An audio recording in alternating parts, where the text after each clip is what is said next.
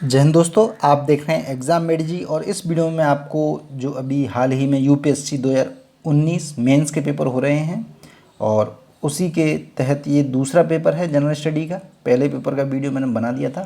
तो अभी हम फिलहाल जो है क्वेश्चंस देख रहे हैं, क्योंकि जो नए लोग हैं या फिर पहुंच नहीं होती है पेपर तक, तो सबसे पहले हम पेपर देख लेते हैं आखिरकार कैसे क्वेश्चन बन रहे हैं। जब ये सारे के सारे क्वेश्चंस पेपर आ जाएंगे, उसके बाद हम एनालिसिस करेंगे कि किस प्रकार से लिखना है, क्या क्या चीज़ें एक क्वेश्चन के अंदर होना चाहिए जिससे आंसर एक सटीक आंसर लिखा जा सके।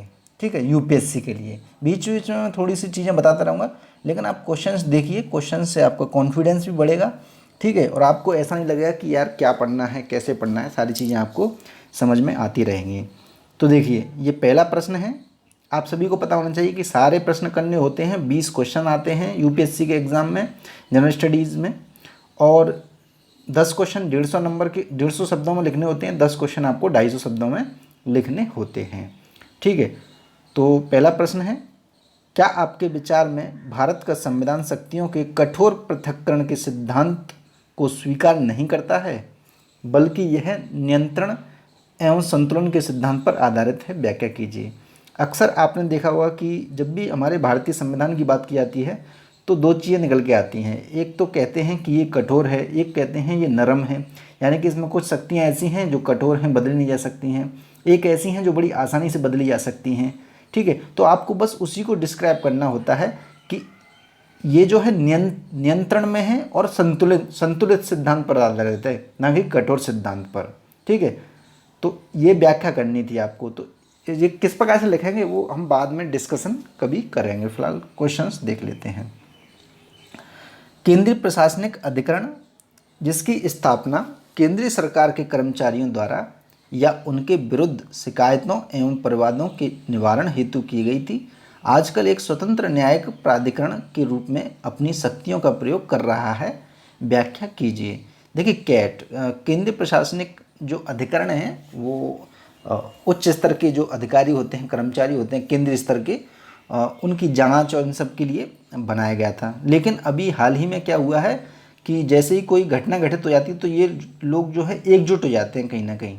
तो उससे रिलेटेड इसको लिखना था। जिन लोगों ने इसको अच्छे ढंग से कवर की होगी जो न्यूज़पेपर के अंदर चीज़ों को, तो आपको इसमें क्या लिखना है, सरकार का पॉइंट ऑफ व्यू लिखना पड़ेगा कहीं ना कहीं, तब जाके आपको नंबर मिलेंगे। ठीक है, क्वेश्चन देखिए जो लिखने होते हैं उसकी थोड़ी सी एक टेक्निकल चीज़ है, वो मैं बताऊंगा कभी आपको। ठीक है, नेक्स्ट क्वेश्चन देख लेते हैं।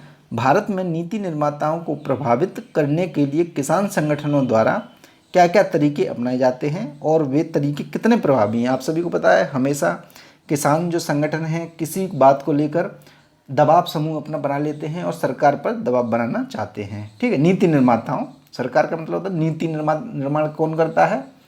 सरकार करती है। तो उनके ऊपर दबाव डालते हैं और ये कितने प्रभावी हैं, ठीक है, उनके बारे में आपको डिस्कशन करना है 150 शब्दों में। तो इसमें इससे आपकी एक पॉइंट ऑफ व्यू पता पड़ेगा कि आप सोचते क्या हो किसी भी चीज़ के बारे में। अब आंदोलन के बारे में आप क्या बुकों में पढ़ोगे, आपको दिखाई दे रहा है ना, आप डेली अप टू डेट होते हो करंट से, वही हैं। और इसी बीच में बता दूं, जो लोग करंट अफेयर्स का पेड ग्रुप ज्वाइन करना चाहते हैं कर लीजिएगा, डिस्क्रिप्शन या फिर कमेंट बॉक्स में आपको लिंक मिल जाएगा।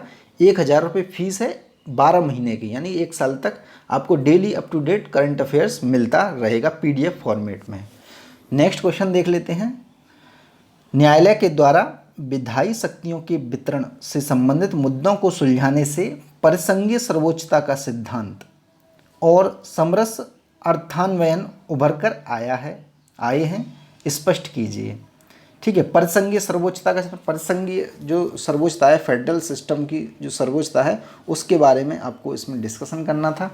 और ये हमेशा मुद्दे चलते रहते हैं, गर्माहट में एक तरह से रहते हैं ये मुद्दे, अगर आप न्यूज़पेपर पढ़ते होंगे। देखिए, धर्मनिरपेक्षता से संबंधित क्वेश्चन जो है फर्स्ट पेपर में भी आया था और इसमें भी यहाँ पर दिखाई दे रहा है। तो धर्मनिरपेक्षता को भारत के संविधान के उपागम से फ्रांस क्या सीख सकता है? तो फ्रांस से रिलेटेड चीज़ें करंट में रही थी, इस वजह से ये आपको दे दिया है, क्योंकि वहाँ पर धर्मनिरपेक्षता को एक तरह से नहीं माना गया था, बीच में आया था। यदि आपको करंट अफेयर्स के बारे में नॉलेज होगी तो इसे अच्छे से लिख सकते हो। अब इसके लिए क्या पढ़ने की ज़रूरत है? आपको बेसिक समझ एक होनी चाहिए बस। उच्च समृद्धि के लगातार अनुभव के बावजूद भारत के मानव विकास के निम्नतम संकेत तक चल रहे हैं। उन मुद्दों का परीक्षण कीजिए जो संतुलित और समावेशी विकास को पकड़ में आने नहीं दे रहे हैं। क्या कारण है ऐसे कि संतुलित और समावेशी विकास नहीं हो पा रहा है, जबकि आर्थिक समृद्धि हमारी ठीक ठाक है, लेकिन मानव का विकास का जो संकेतक हैं उनमें हम निम्न होते हैं, यानी कि गरीबी, भुखमरी, इस प्रकार की चीज़ें, बच्चों की, महिलाओं की स्थिति, ये इनमें कम बदलाव हो रहा है अपेक्षाकृत उच्च समृद्धि के। तो ये आपको डिस्कशन करना था। भारत में निर्धनता और भूख के बीच संबंध में एक बढ़ता हुआ अंतर है। सरकार द्वारा सामाजिक व्यय को संकुचित किए जाना निर्धनों को अपने खाद्य बजट को निचोड़ते हुए खाद्येतर आवश्यक मदों पर अधिक व्यय करने के लिए मजबूर कर रहा है। तो ये आप थोड़ा सा इसे पढ़ेंगे, समझेंगे तो चीज़ें आपको समझ में आएंगी। 150 शब्दों में आपको लिखना है, ठीक है। निर्धनता और भूख के बीच में जो एक बढ़ता हुआ अंतर आ गया है, तो उससे रिलेटेड ये आपको लिखना होगा। कैसे लिखना होगा उसके बारे में बाद में हम बात करेंगे, डिस्कशन करेंगे, डिटेल से करेंगे। सूचना एवं संप्रेषण प्रौद्योगिकी ICT आधारित परियोजनाओं कार्यक्रमों का कार्यान्वयन आमतौर पर कुछ विशेष महत्व कारकों की दृष्टि से ठीक नहीं रहता है। इन कारकों की पहचान कीजिए और उनके प्रभावी कार्यान्वयन के उपाय सुझाइए। तो इसे आप लिख सकते हैं। भारत और जापान के लिए समय आ गया है कि एक ऐसे मजबूत समसामयिक संबंध का निर्माण करें जिसका वैश्विक एवं रणनीतिक साझेदारी को अवेष्टित करते हुए एशिया एवं संपूर्ण विश्व के लिए बड़ा महत्व होगा। टिप्पणी कीजिए। शक्ति एक परिसीमित शक्ति है और इसे अत्यांतिक शक्ति के रूप में विस्तृत नहीं किया जा सकता है। इस कथन के आलोक में व्याख्या कीजिए कि क्या संसद संविधान के अनुच्छेद 368 के अंतर्गत अपनी संशोधन की शक्ति का विशदीकरण करके संविधान के मूल ढांचे को नष्ट कर सकती है क्या? तो ये काफ़ी इंपॉर्टेंट क्वेश्चन है। 250 शब्दों में आपको विश्लेषणात्मक तरीके से लिखना है। ये आपको बहुत ही ज़्यादा संतुलित अर्थों में लिखना होगा, तो आप इसे थोड़ा बहुत लिखने का प्रयास जरूर कीजिएगा। आपको संविधान संशोधन से रिलेटेड जो भी चीज़ें चलती रहती हैं करंट में, आप सभी को पता है कि सरकार पर आरोप लगते हैं संसद पर कि उसने बिना किसी डिस्कशन के चीज़ें कर दी, ये कर दिया, वो कर दिया, तो बस उसी को एक तरह से डिस्क्राइब करना है, लेकिन बेसिक को लेकर चलोगे आप तब।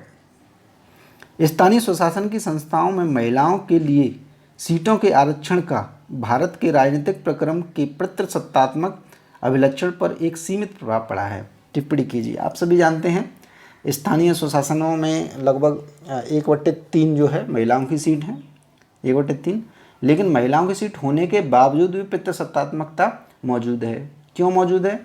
जैसे मान लीजिए पत्नी तो बना दी जाती है नाम के लिए, लेकिन नाम जो चलता है वो पुरुष का ही चलता है कहीं ना कहीं, तो असर तो पड़ा है क्योंकि वो निकल के आ रही हैं, बाहर निकल के आ रही हैं, लेकिन सीमित प्रभाव पड़ा है। तो इस पर टिप्पणी थोड़ी सी आपको करनी है 250 शब्दों में, कैसे कैसे महिलाओं ने कार्य किए हैं, ठीक है, राजनीति में आकर क्या बदलाव हुआ है, उनसे रिलेटेड जो है चीज़ें आपकी योजना में आती रहती हैं, करंट अफेयर्स के अंदर आती रहती हैं।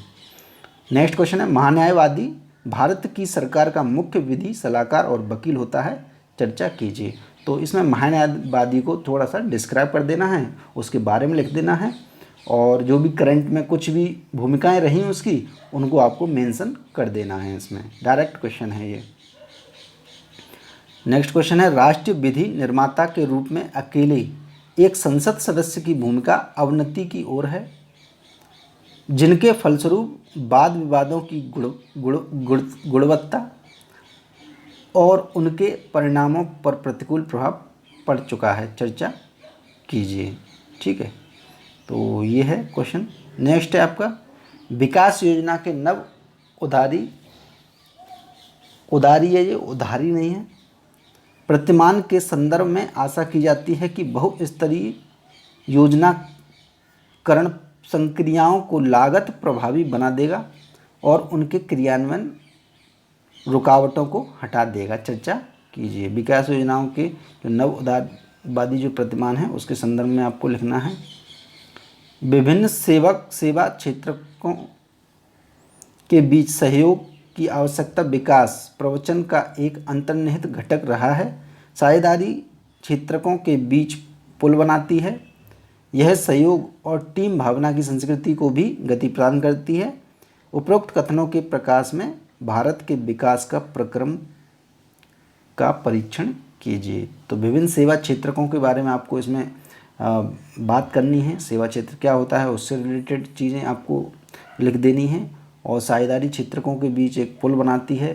सहयोग और टीम भावना, इन सहयोग क्या होता है, टीम भावना क्या होती है, एक संस्कृति किस प्रकार से गति प्रदान कर सकती है सेवा क्षेत्र में, उनको इसमें डिस्क्राइब करना है। आप पहले क्वेश्चन समझेंगे उसके बाद लिखने का प्रयास करेंगे। सुभिद्ध वर्गों के लिए क्रियान्वित की जाने वाली कल्याण योजनाओं का निष्पादन, उनके बारे में जागरूकता के न होने और नीति प्रक्रम की सभी अवस्थाओं पर उनके सक्रिय तौर पर सम्मिलित न होने के कारण उतना प्रभावी नहीं होता है। चर्चा कीजिए। सुभिद्ध वर्ग यानी कि जो दबे कुचले वर्गों के अंदर आते हैं, दबे कुचले तो नहीं कहें, पिछड़े वर्ग के अंदर आते हैं, जिसमें महिलाएं हुई, SC ST वर्ग के हुए, बच्चे हुए, बुजुर्ग हुए, ये सभी लोग आ जाते हैं। तो उनकी जो योजना है उनसे संबंधित क्वेश्चन है ये। उभरती हुई वैश्विक व्यवस्था में भारत द्वारा प्राप्त नव भूमिका के कारण उत्पीड़ित एवं उपेक्षित राष्ट्रों के मुखिया के रूप में दीर्घकाल से संपोषित भारत की पहचान लुप्त हो गई है। विस्तार से समझाइए।